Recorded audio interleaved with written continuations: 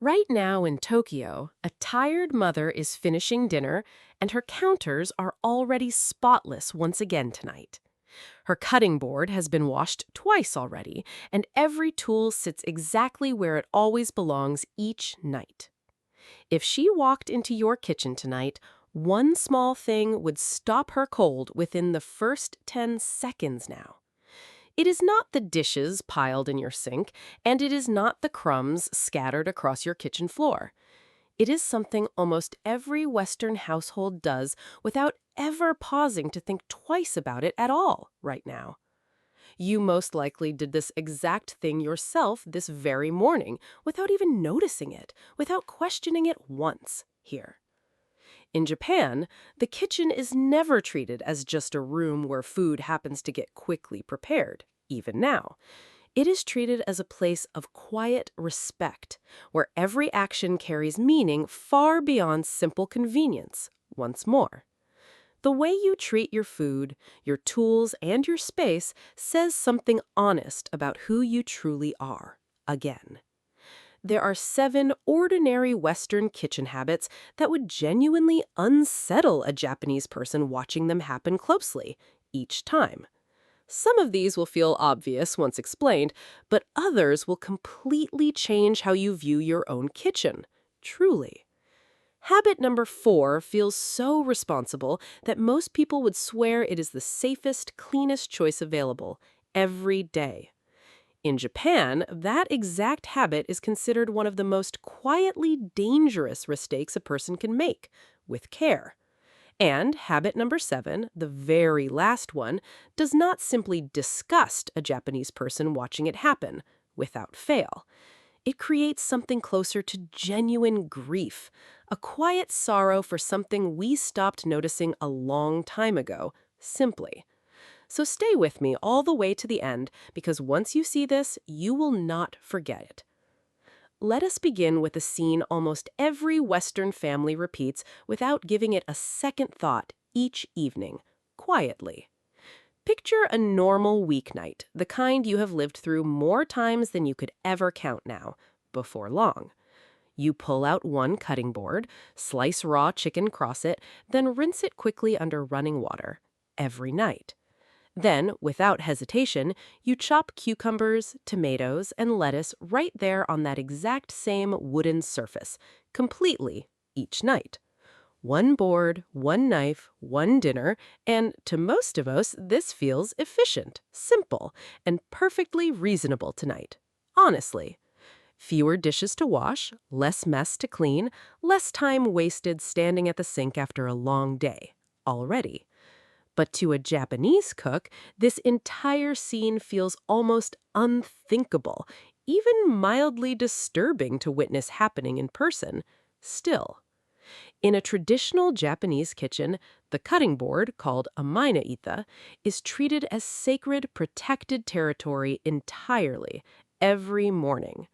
Many households keep separate boards completely, one reserved strictly for raw meat and fish, never mixed together carelessly, right now. Another exists purely for vegetables, and sometimes a third is reserved only for foods eaten completely raw. Finally, even now. The idea of raw chicken touching the same surface as fresh cucumber feels deeply, instinctively wrong to a Japanese cook. A quick splash of water does nothing to erase that quiet feeling of disrespect happening right there on the counter. It feels like disrespect toward the food itself and toward every single person you are about to feed tonight, clearly. And here's the part that should genuinely make you pause and think carefully for just one moment. Once more.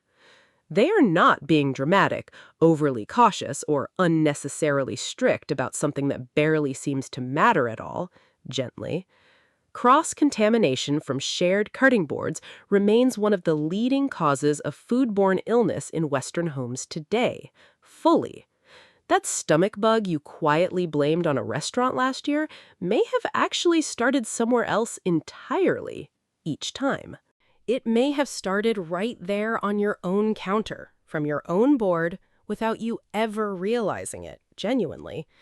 The Japanese instinct here is not superstition at all. It is wisdom we quietly abandoned somewhere along the way, carefully. We abandoned it chasing speed, chasing convenience, chasing the fastest possible route to getting dinner on the table every day. So before we continue any further, ask yourself honestly how many cutting boards you actually own right now, in silence. And ask yourself what touched them last, because that answer alone might make you feel slightly uncomfortable tonight, with care. If that question made you pause even a little, good. That discomfort is exactly why you are still here, slowly. And trust me completely, habit number 3 is going to feel so much worse than this one already does. Closely. Now let us move towards something we have all done late at night on an exhausted, drained evening before, surely. It is the end of a long day, the pan is greasy, and the rice is stuck stubbornly on the... You tell yourself the comforting little lie, I'll just let it soak overnight, it'll be fine, without fail. So you fill the sink with water, drop the dishes in, and walk away, feeling responsible enough to sleep, instantly. In Japan, this single habit alone would genuinely horrify almost anyone who happened to witness it happen firsthand before long. A sink full of standing water holding dirty dishes is not soaking at all, according to a Japanese mind, today. It is a small, stagnant pond sitting quietly in the very heart of your own home overnight, growing every night. Bacteria multiplies silently through the night while you sleep peacefully, completely unaware of what is happening below the surface, tonight. The entire Japanese approach to kitchens revolves around constant motion, cleaning immediately, drying fully, and putting everything away each night. Leaving covered plates to sit for 8, 10, or 12 hours defies everything this quiet philosophy actually stands for, now. There is something quietly beautiful hidden inside the Japanese mindset that most of us have completely overlooked for years, here. The belief that a clean kitchen tonight becomes a genuine gift to the exhausted, hurried version of you tomorrow. Again, when a Japanese cook finishes dinner, the entire kitchen resets itself, spotless, calm, and completely ready once again every morning. The morning belongs entirely to breakfast, never to last night's mess sitting there quietly like an unspoken accusation, waiting. Truly. Imagine waking up every single morning to a kitchen that already feels completely calm, settled, and totally at peace, simply. That peaceful feeling is exactly what this daily discipline protects. One small, quiet choice repeated faithfully night after night, quietly. Now, let me stop you for just one moment, because something even worse is coming up right after this, completely. If leaving dishes overnight already bothers you, wait until you hear what we casually do with our sponges for good. That particular habit is the one that changed my entire kitchen routine within the very same single day for years. Go into your kitchen right now, at least in your mind, and really, honestly look at your own sponge already. How long has it actually been sitting there? A week? A month? Or maybe even much longer than that, still. When did you truly replace it entirely? Not simply rinse it, not squeeze it, but fully replace it, right now. If you had to pause and genuinely think hard about that answer, trust me, you are certainly not alone, finally. In most Western homes, a sponge lives until it physically falls apart completely in the palm of your hand, clearly.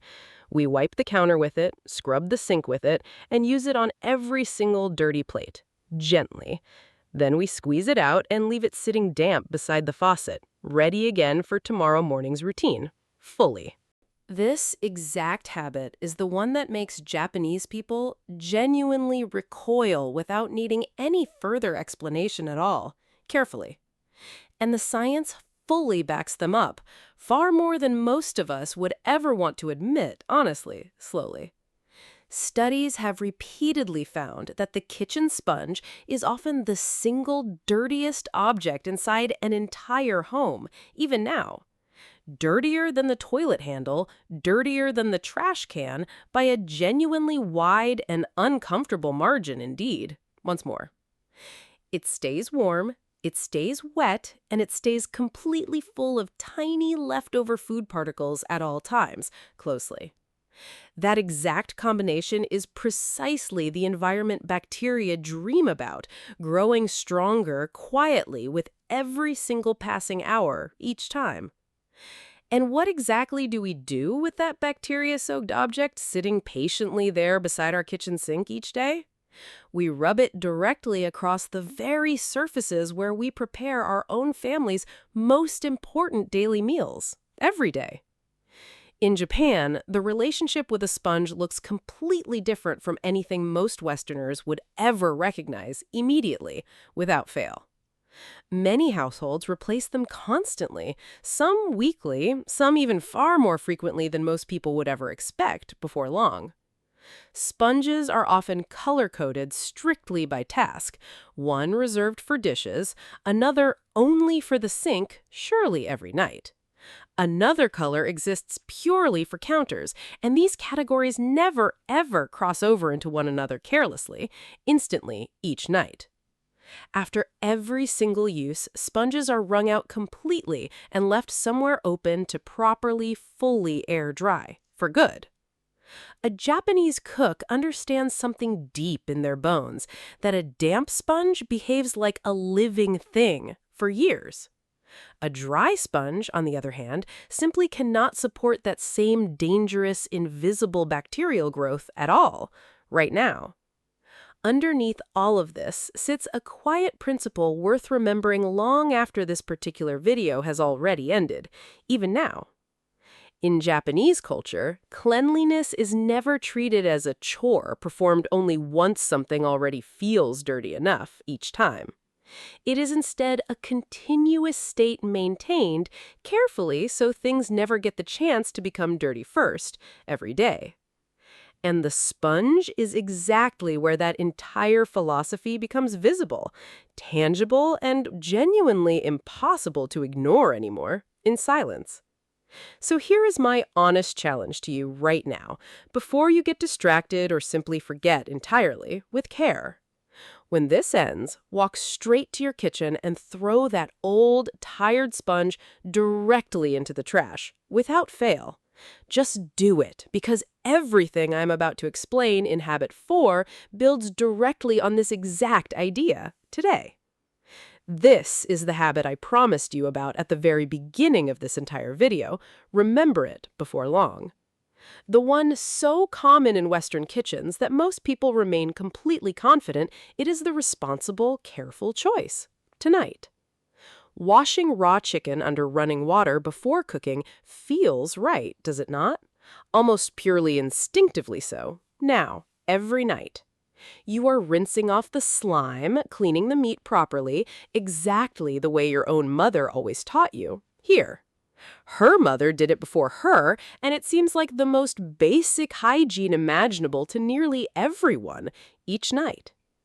But to a Japanese person, and to food scientists everywhere, this is actually a quietly, genuinely dangerous behavior, every morning.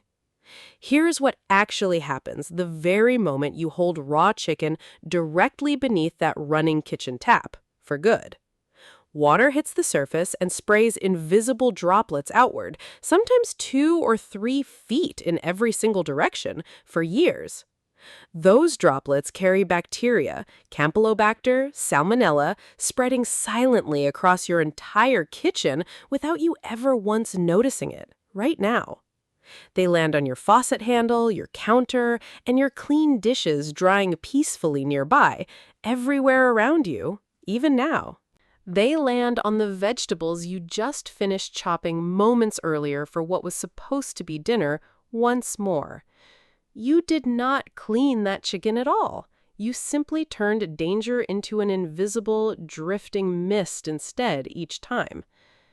And here is the truly painful irony hiding quietly inside this entire well-meaning but deeply misguided habit every day.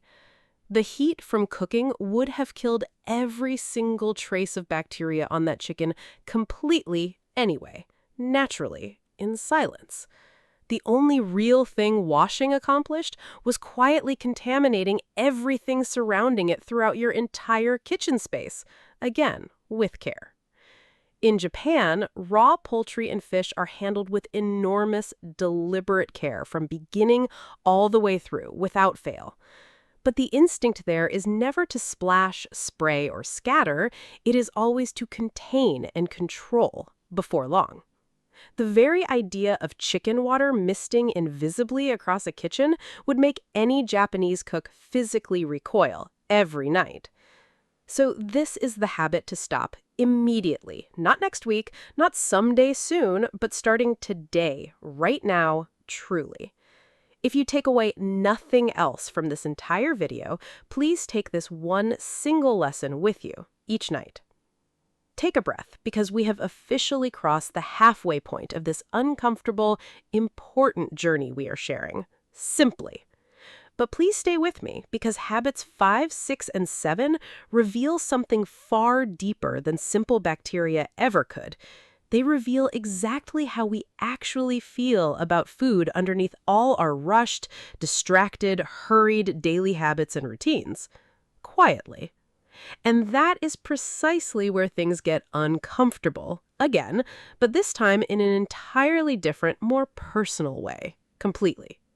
We have looked closely at what we touch, and closely at how we carefully prepare our daily food every morning. Now, we need to look down, because the next habit hides in something we do every single day, for good. We do it constantly, completely blind to the microscopic trail we are quietly leaving behind us each time, for years. Look down at your own feet right now. Seriously, take a moment and actually, honestly, look down there once more. In most Western kitchens, we cook wearing whatever shoes we happen to already have on at that moment, every day. The very same shoes we wore to work, to the store, and across a crowded, dirty parking lot, every day. We walk straight in from outside and head immediately to the fridge, straight toward the stove without pausing, with care.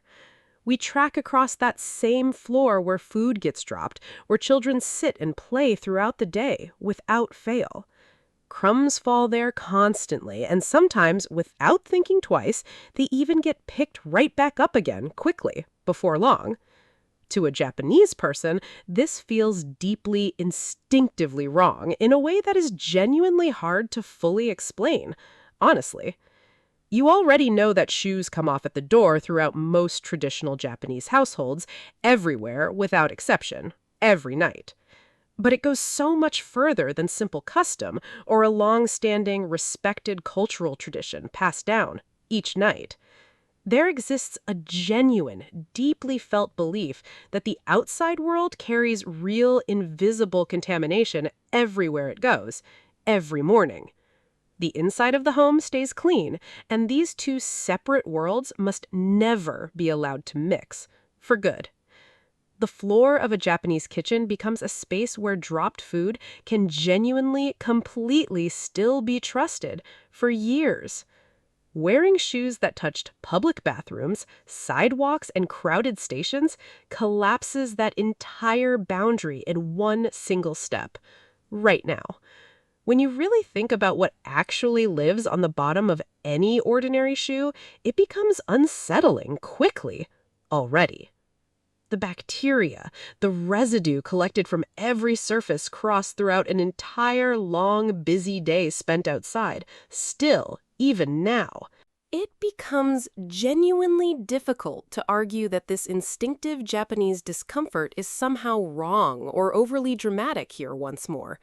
We simply stopped noticing what we were quietly carrying inside our own homes day after day, unaware, finally, each time. The Japanese kitchen floor stays so clean that dropping food there is never treated like a small disaster, every day. Now, ask yourself honestly, Could you truthfully say the exact same thing about your own kitchen floor right now? Clearly? Now, let us open the refrigerator together and take an honest, unflinching look inside it right this moment, in silence. Half-covered leftovers, an open can pushed toward the back, forgotten and slowly losing its freshness each day, with care. A plate with plastic wrap peeling off one corner, barely holding on, barely doing its job anymore properly, without fail. Strong-smelling foods sit right beside mild ones, all breathing that same cold, recycled air together, constantly, unnoticed, before long. For most of us, the fridge is simply a place where food quietly waits until we are ready, every night. But for a Japanese cook, the fridge extends the kitchen's larger discipline into an entirely different, quieter space each night. The typical Western fridge would genuinely trouble them the very moment that refrigerator door swings open widely, gently every morning. In Japan, food storage receives real intention and thoughtful, deliberate care rather than a careless, hurried afterthought entirely, for good. Leftovers get sealed properly inside clean containers, often portioned out with genuine thoughtfulness and quiet, deliberate consideration each time, fully. There exists a strong, constant awareness that smells transfer easily between foods sitting too closely together for long, right now. An uncovered dish does not just risk drying out, it also risks catching unwanted, invisible bacteria overnight quietly, even now. It quietly diminishes the flavor and freshness of everything sitting nearby inside that same crowded, disorganized refrigerator space, once more. Fish sitting next to rice, onions resting beside fruit, feels like genuine chaos to a careful Japanese sensibility, each time. To that sensibility, this arrangement is not organized storage at all. It is simply careless, entirely avoidable chaos, every day. But this particular habit runs deeper than smell alone, touching something closer to genuine, quiet, everyday carelessness itself, in silence. Leaving food uncovered is seen as a real failure to honor something meant to nourish your own family, with care. In a culture where even a single grain of rice receives genuine respect, this feels almost thoughtless, careless behavior, genuinely. An uncovered plate tossed carelessly into a crowded, disorganized fridge feels like quiet disrespect toward the entire meal, without fail. And that same quiet respect for food leads us directly toward the seventh and absolutely final habit here, before long. Before revealing what it is, understand something important about everything you have already learned throughout this entire video, every night. The first 6 habits center around bacteria, contamination, and straightforward physical hygiene that anyone could improve starting tomorrow, each night. They would make a Japanese person uncomfortable in the exact same way most surprising truths make us uncomfortable every morning. A little squeamish, a little judgmental, perhaps even a little quietly disbelieving that we actually live this way, for good. But this final habit feels entirely different from every single one that came directly before it tonight, carefully for years. This one does not simply make a Japanese person uncomfortable, it produces something closer to genuine moral injury instead, slowly. A deep, almost physical revulsion, not toward the dirt itself, but toward the deeper values it quietly reveals, right now. And once you understand exactly why, you will start noticing this everywhere you look from this moment on, even now. Throwing away food in Western kitchens remains completely routine, barely worth a second passing thought for anyone, closely, once more. We overserve ourselves constantly. We do not finish our plates, and nobody really questions it anymore honestly, each time. We scrape leftovers straight into the bin without a single second of genuine hesitation or thought whatsoever, ever, every day. Half a plate of untouched rice, vegetables nobody felt like eating, the crusts, the extras, all gone instantly in silence. We do this so casually that we barely even recognize it as a real habit anymore at all, with care. To a Japanese person, this remains the most quietly sickening thing on this entire uncomfortable list today, honestly, without fail. There is a word in Japan, Mottainai, carrying weight that feels genuinely difficult to fully translate here, properly, before long. It describes a deep, almost sorrowful feeling that something genuinely valuable is being carelessly wasted right in front, every night. Something with real worth and real life inside it, discarded completely as though it meant absolutely nothing at all, surely. And food, above almost everything else, is treated as something genuinely precious throughout everyday Japanese family life entirely, each night. Children are taught to finish every single last grain of rice sitting quietly inside their own bowl always, for good. Meals begin with a single, simple word of gratitude that quietly acknowledges everything standing behind that meal's existence for years. It acknowledges the lives, the labor, and the earth that brought that food safely to your own table right now.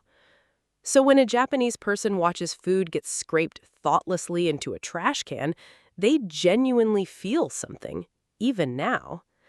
They feel it deeply in their chest, in a way bacteria or dirty sponges could never truly reach them, instantly. Because those earlier habits are simply mistakes of ignorance, of not knowing any better before learning today's lesson, once more.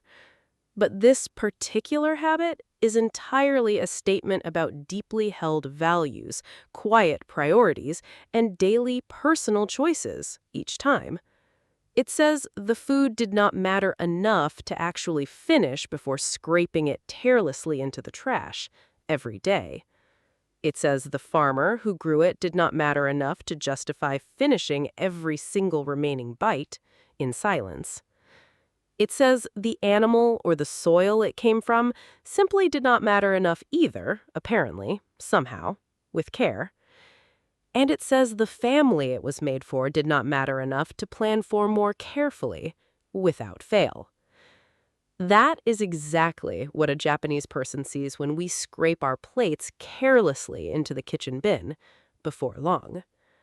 Not simply a habit, but a genuine window into how we truly relate to what actually sustains us every night. And maybe that is the real lesson quietly hiding underneath every single one of these 7 habits altogether, each night. Because in the end, a Japanese kitchen stays clean not because of strict rules, but because of care every morning. Care for the food itself, care for the tools, and care for every single person you feed nightly, right now. And genuine care for the very person you will quietly become the moment you wake up tomorrow morning, even now. Every single habit on this list connects back to that exact same quiet, deeply human source underneath it, once more. The cutting boards, the overnight sink, the neglected sponge, the chicken, the shoes, the sealed leftovers everywhere, each single day. The finished plate, all of it flows directly from that same quiet, deeply meaningful source we just discussed, every day. And the honest truth is, we did not lose these habits because we became careless or thoughtless people, in silence.